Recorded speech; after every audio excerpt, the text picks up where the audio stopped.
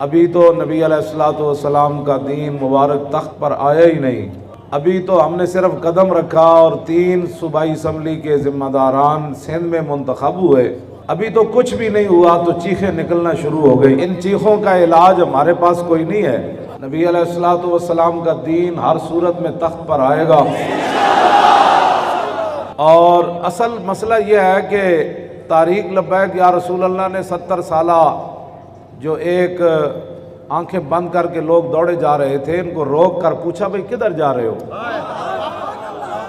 सिर्फ हमारा ये जुर्म है कि 70 साल के अंदर मजहबी सियासी पाकिस्तानी बैरून ममालिक के मिलकर पाकिस्तान को एक वो गोश्त वाला जानवर समझकर खा रहे थे सारे। तो हमने पूछा भाई दौड़े जो जा रहे हो किधर जा रहे हो, कहते पता नहीं किधर जा रहे।